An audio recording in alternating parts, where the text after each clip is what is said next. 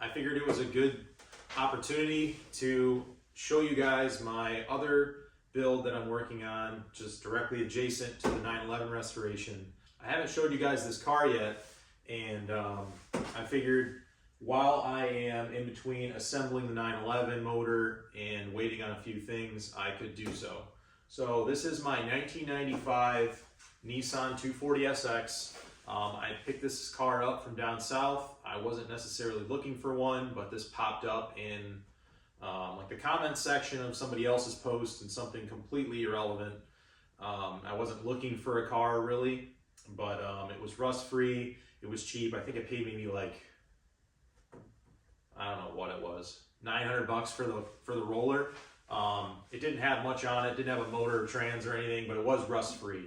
It needs glass. I already have glass for it, but I built a lot of these cars. I really like them. I'm familiar with them. So when a rust-free roller pops up, I usually strongly consider buying it for myself. So I ended up buying this. Didn't really have a plan for it, and then I thought, hey, I'm gonna LS swap it. So this is an LS1, 5.7 liter. Out of a 2000 Camaro SS, still mated to the original T56 manual transmission. When I got it, the clutch was already upgraded with a super nice, like $1,500 clutch. The motor looked super bad. It looked like it had maybe 200,000 miles on it. I'll put some pictures in the video, but I basically thought, oh, I'm just gonna do this quick LS swap. Well, no. One thing led to another, and I might as well myself to death. So I took the motor apart, and then, yeah, you might as well throw a Texas speed cam in it. It'll sound pretty choppy. So I ended up doing that. I ended up rebuilding the heads. You know, I did valve springs and trunnion upgrade, because you guys are gonna say, oh, you should have done the trunnion upgrade. I did it. That's done. So pretty much went through almost the whole motor. The bottom end looked really, really good. Shockingly, I don't know what it is. Is it good luck or bad luck that I get motors where the bottom end looks really good, everything's tight and clean, and then the heads just look like they had been through Chernobyl. So got it all assembled. I actually assembled it with my uncle, which I'm not a huge V8 guy, so he came over and helped me with that, which that was cool. So as far as the swap stuff goes, it's all ISR / Injuku stuff. Got everything from Injuku. Shout out Injuku. They have pretty much everything needed to get the swap done. These swaps are super common. I mean, this has been done 1 million times, and I'm 1,000,001. And it's awesome, super fortunate for me, because everything's been figured out. Everything went into place really easily. Whenever I need something, just go on Injuku, or you know, there's a couple other sites that have stuff too, and it's just readily available. So everything fits really well. I'm shocked. There's a little hammering you have to do in the trans tunnel, but it all went into place really well. There's not much left I need to do to get it running. I am maintaining the OEM engine harness and ECU. I didn't go standalone. I didn't upgrade the harness or anything like that. I just want this to be a simple street car. It's not gonna be a track car. I might slide it a little bit here and there.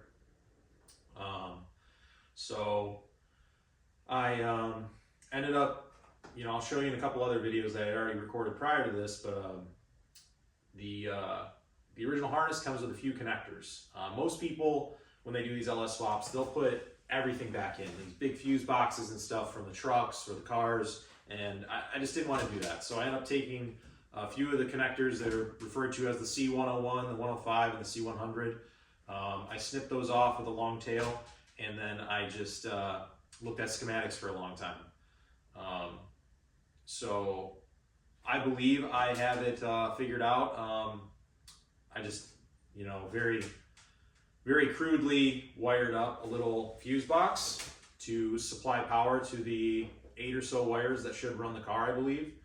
And I'm gonna try to get this thing started. I removed the ECU, even though I had tucked it away so nicely. I removed the ECU, and I'm gonna be dropping that off to a friend, and he's gonna delete the VAT system. So in these cars, or in these motors anyway, with the GMs, they have a VAT security system that you have to disable with the stock ECU. So I got to get that tuned out, get a base map going. I still got to put the MAF in here and clean up some of the wiring, plug some stuff in. Got to wire the battery up and just tidy up a few things. This is the factory fuse box for the chassis. So this is still going to run, you know, my windows and radio, headlights, all that stuff. So that's cool. And then for the battery harness, I was able to use the 2000 Camaro battery harness. So that's going to stay the same. It fits super well, and it already has like the threaded lugs for the battery. So I just ended up getting a Camaro battery, and this is the stock location for a 240. So I'm super happy with that. I got my fans figured out, made some brackets, powder coated those. Alex came over and he plumbed some of this stuff for the coolant overflow. Suspension wise, I went with Silver's coilovers again. I bought 4, 5, 6 sets of these things, and they're incredible. I mean, I beat the crap out of these things on the track, and they never skip a beat. But there's a few main coilover brands that you think of that are in a similar price range, and Silver's, to me, I've had them all those brands, and Silver's to me has been the best, mainly because of customer service and quality. The customer service can't be beat. I needed some parts in a pinch, and they really came through. So I was with another company, and I was at the track, and I needed something for an event coming up, and they couldn't give me what I needed, and it was like weeks out. And Silver's has been a tremendous help with that. So going back with Silver's coilers on these, I'll end up doing Z32 big upgrade, brake upgrade, because it's just so cheap. You can get the Z32 brake calipers for like 50, 60 bucks, and they pretty much bolt on. Interior wise, I picked up some Recaros from my buddy Paulo. Shout out to Paulo. I have to open this door kind of goofy with this fender fitting it. So interior wise, I'm going to try to maintain a lot of the stock interior. I don't really want to go full race car with this thing, so I ended up getting these old retro Recaros from my buddy Paulo, and I used the Recaro sliders and I welded them to the 240Sx brackets that I had purchased. That shifter is the T56 MGW shifter. Mike Steele recommended that. Mike's a big LS guy, and I'm really happy with it. It was pricey, and he was right. It feels great. It's super notchy, and that's the feel I like with shifters. This is all that crude wiring. Ignore that. I had to pull the ECU out of there. I had tucked the ECU up in there with Alex and Esteban, and we did a really good job of hiding it up in there. And then I forgot I had to get rid of the VAT system, so I had to pull that all back out. The kit was not as planned. Go over it. I wanted to go with like the BN style. I had ordered some overs that do more of that swoop. I can't remember what type they're called. I think they might be type 3 or something. But this showed up. I don't know what these were. I mean, I had emailed the company. I'm like, hey man, I got these. And they were like, we don't even understand where you got those. So they did some searching, and the overs that I ordered from them, they don't even have. They just had the wrong picture. So they said, you know what, just keep those. Don't even send them back. So I'm going to run them. I looked at some photos online, and I think they look good. They're going to look good all painted. So the kit's not fully mounted or anything yet. It's really on there, pretty crude. But front fenders were on an old Kooky that I had bought. I actually sold to Jelani. So these fenders will work out. I'm not the biggest fan of them, but, you know, I just want this car to run, look decent, be a fun street car once again. So I already had the glass. I had bought some glass off some guys in Chicago, and had Alan Vang pick that up for me with Tywin. So shout out Alan and Tywin, D-Walkin'. You guys are my boys. Appreciate that. You guys trailered it and didn't break it. That was pretty funny. But there's not a ton of stuff to do. I have a new drive shaft from Shaft Masters I have to throw in there. I'll probably drop the diff and weld it just to make it a little more fun. And tidy up a few things. I need to wire the headlights. I ordered pigtails from Wiring Specialties. Those should be here soon. And then the plug for the wiper motor. I ordered the pigtail for that. Probably just going to wire that to a relay box. I am going to have like an individual relay box in there. You can kind of see it. That 6-button thing right there. That's going to be turn on fans, fuel pump, ECU, and I'll probably just use the factory starter ignition key location for starting the car. Just start with key. Other than that, that is a general overview of the car. And I'll keep posting a little bit more of this as I go along intermittently. I know you guys really want to see this, which is my favorite, but unfortunately the motor is over here. So yeah, it's not a Dorito, I know. This is what I love. Not a huge rotary guy. I used to was, but Jay-Z's better in my opinion. So that's pretty much it for the LS car. Thank you for your time.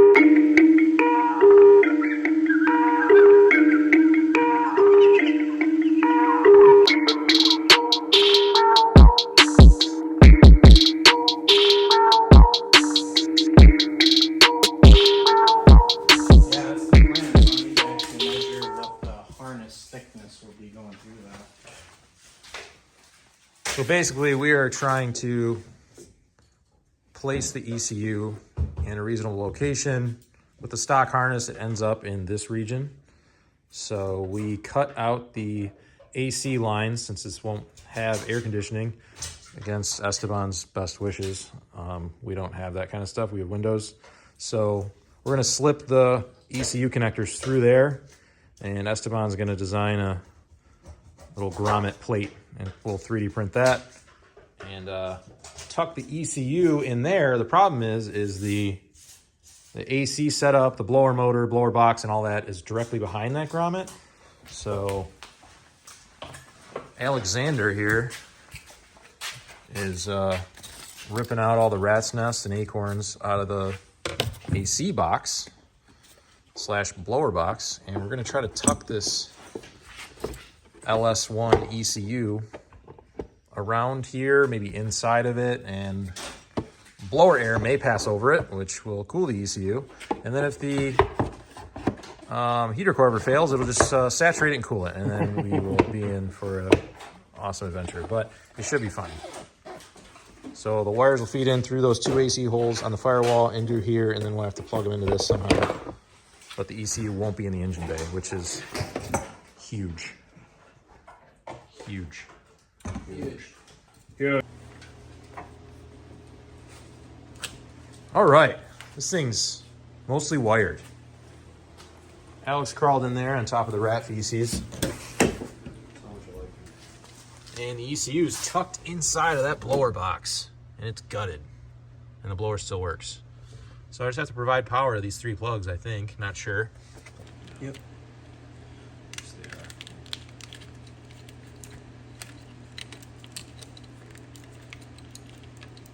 LS engine 1, Esteban 0. What do you mean, dude? I spun like 4. I'm good. Looks good. Yeah. You were close, man. Couple fuel lines, battery. Fire it up. Oil would help, but yeah. No, that's fine. Well, I just talked to a couple different people, and yeah, unfortunately, that nice tucked ECU I put in there, I'm just gonna have to pull it out. I'm gonna have to send the ECU out to get the VATs deleted and get a base map on this thing to start it. I don't feel like trailering the car anywhere to do it through the OBD2, so it's just easier this way. So I'm pulling this out for like the second or third time, and then I'm not putting this thing back in until I'm 100% sure my wiring's done. That was my mistake anyway. So I guess while I'm in here, I can pass a few more things through the firewall. So yeah, 9th time is a friggin' charm, bud. All right, so back in the garage working on the LS car now, and intermittently in between still sandblasting and powder coating the 911 parts. So far I was focusing on finishing up the fuel lines. I had to redo a couple. Those go straight to the old hard lines on the 240, and I finished those up, mounted the manifold.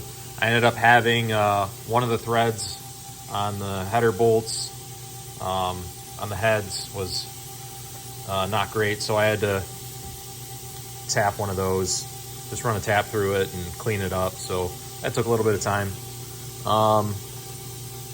So now that the fuel's set up and the manifolds are on, wiring is pretty good, I'm gonna have to pull the ECU back out and add an OBD2 port, because totally forgot that there has to be a method of tuning this car.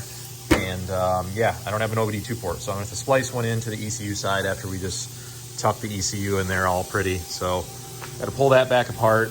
I got a Camaro battery, so this Camaro harness will work. It's going to feed the starter and the alternator. It's pretty much perfect size, which is awesome.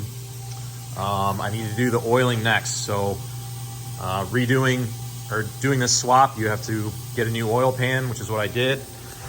And I ended up getting the Injuku ISR oil pan, and it changes the oil pickup tube and everything, so your oil filter location is non-existent. So I ended up piecing this stuff together. You can get these kits pretty much pre-made, but I didn't want to spend that much money on it, and it was pretty much the same stuff. So what it ends up being is this derail remote filter mount, dash 10 lines.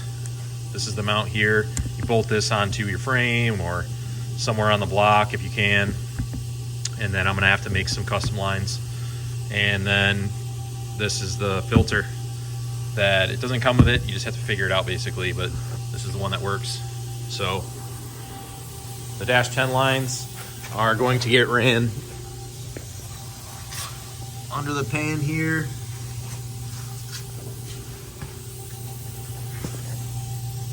From those two, and probably do what my buddy Mike did and just wrap them this way, and then go towards the front of the motor here, and probably somewhere in this region towards the front of the car. It's a pretty good open area, and it'll be quick oil changes right there. It'd be nice to do this on the lift, but the 911's taking that. And I don't have any tools up in my other garage where my 4-post lifts are, so had to use quick jacks. But these things are honestly awesome. I mean, I got them back when they were cheap. Now they're not very cheap anymore, but they're seriously great. There's a lot of times where you don't want to use a lift, and these are better in some scenarios. So yeah, that's what we're working on today, and I will update more later on. So I started trying to mount this, and there's already a product on the market that mounts these to the factory AC compressor holes up there, which makes the most sense because they're not being used. So I'm just making a bracket where this oil filter relocator will sit right about here or so in front of the motor. It's common, and it makes oil changes really easy. If I were to set it this way, how I initially intended, the filter would sit nicely, but then my line routing would have to make an immediate 90, and it's not looking too awesome to do that. So I already sort of drew out a template. This is some scrap aluminum I have. And basically this will bolt here, just like that. And this bracket will bolt to the block. So cut this piece off, and then I'll have my bracket. Run some bolts through that, bolts through this. All right, that should work. I just gotta put some holes in it, and I'll have a oil filter relocation bracket. This is pretty much done now. Pretty happy with it. Then that'll mount there. That will mount right there. And then that'll bolt to the block in the factory AC compressor holes. And solid aluminum. Pretty thick. Always keep your scraps. Alright, so this is the bracket. This is the front of the filter here. The filter will screw on. Basically points at the radiator. This big opening. And then the two -10 lines can go straight. And they'll run here over the subframe, over the rack, under the starter, and then to the two oil pan fittings that I just threaded in there just to mock up my lines. But overall, very happy with it. That bracket right there sells for like 70 bucks plus shipping, so it's nice to be able to just make it at home for free 99. Nice. Now on to the oil lines. It's a two-piece one. This one is the rubber interior liner. Some of them are PTFE, so it's like a three-piece fitting, but this is rubber, so you put this end on first, and you stab the hell out of your fingers with all the metal. You sort of thread this on counterclockwise, and then you'll add some lubricant to this. Put this in the vise to hold it, and then put that in there and thread it in there carefully. You have to watch that when you thread this in there, you're not pushing the hose out. So you can mark this with tape or just keep an eye on it. But I just gotta make 2 of these, and then pretty much all of the oiling stuff will be done. And I can put oil in the motor, and one step closer to starting it. And there are the completed lines. Look really clean. I always enjoy making these, I don't know why. And we're done. These are routed up here, over the subframe under the engine mount. Trying to keep it away from heat. And it's hard mounted to the block. Looks nice and tidy, and I'm happy with it.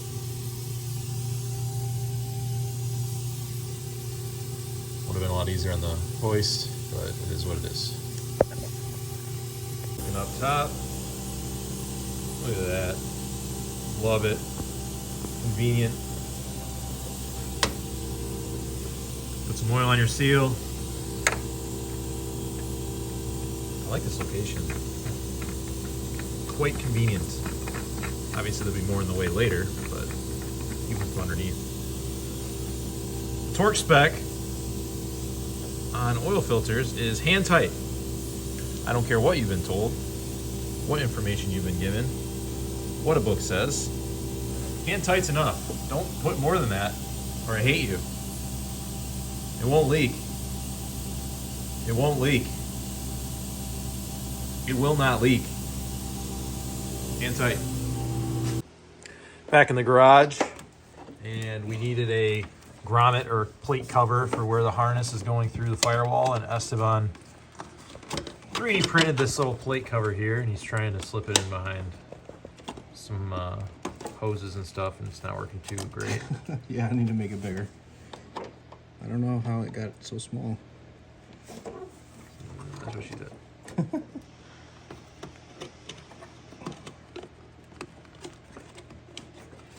Did you take the ECU out?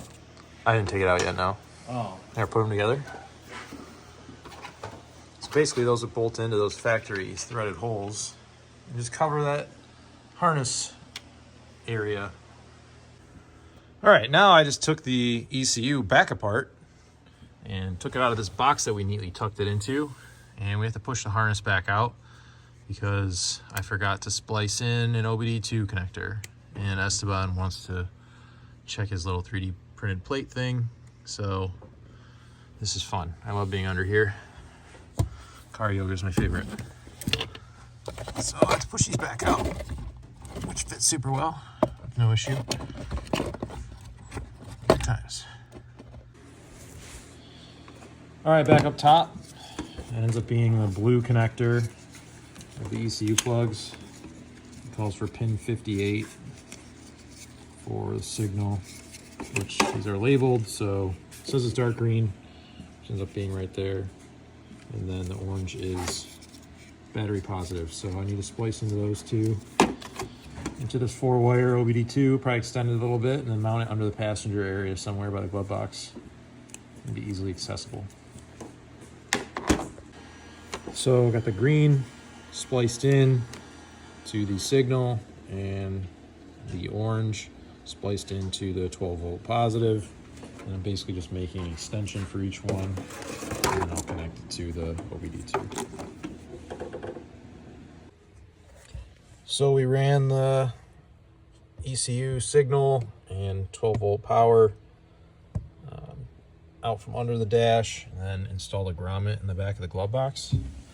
So then this OBD2 can mount inside the glove box like this. So just open the glove box to tune the car or read codes. Use a nice rubber grommet. And you open this now. OBD2. Set the mount somewhere. Not sure where yet. But we're done. Next is providing ECU with power itself. Mounting the relay box. Got that in there. Mounting the relay box. And the fans are wired. Esteban cobbled this together with his lack of care and skill. What? Does it not look good? It looks so bad. So yeah, just gotta hook these up to our relays and we'll have fans. This thing needs some oil and we're very close to a first start.